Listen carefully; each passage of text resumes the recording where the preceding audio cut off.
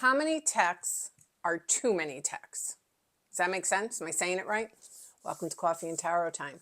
So you're in a relationship with someone or whatever you're in with somebody, and then they stop texting, so you start texting, and then you realize that maybe they're not replying, so now your feelings are hurt, rightfully so. But sometimes things do happen, and your feelings are hurt, and not only that, but sometimes you get angry, and all of a sudden, you're writing a dissertation. And the text goes to the to the guy or girl, could be either one. And it's just like, ding, ding, ding, the phone. It's like a scroll. We've pulled out the scroll. Well, you're going to ignore me, this and this. I hate ghosting. I think it's the most juvenile, immature thing somebody can do. Now, if somebody's ghosting and you have to ghost someone because of, verbal abuse, they're blowing your phone up, stuff like that, that's a different story.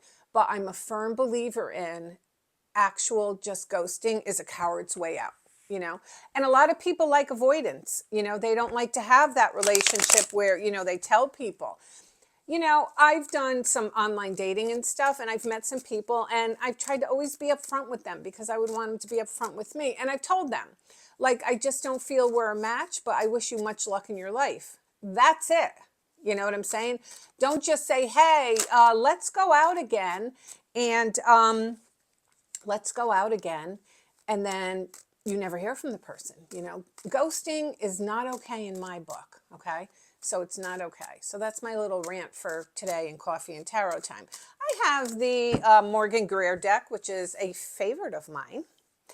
Let's see what we have for cards. The Emperor. How many times am I going to pull this guy? Like, I think he's stalking me. Hold on a second. I'm going to pull. And I shuffle too. So I feel for a lot of you that you're in a relationship or kind of halfway out one or something where it's just not flowing. Okay. And the Seven of Wands always talks about just like, always overcoming stuff, but not always overcoming stuff. I feel like a lot of you are either overgiving or you're overselling yourself, like, you're a catch, and you see maybe this person, gets with somebody else or something.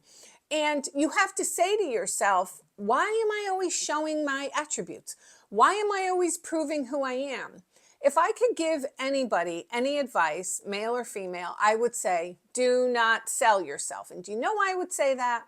Because when I was younger, notorious for that. I would always say, well, I do this, I do that. Who cares? Nobody cares.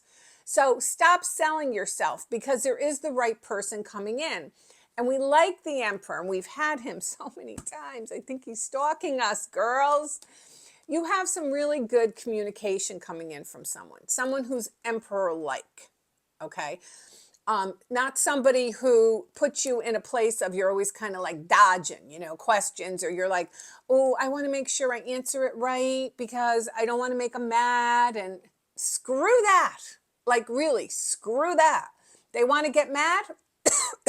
Let them get mad. So you don't want an unhealthy relationship like that. You want a healthy one. And when we see the Emperor, we know that one is on the way. And I love that. I love that. So, card of Aries. Don't forget, I also have the Tarot Express. If you don't subscribe, please subscribe. I will be here Monday through Saturday. Everyone, have a great day.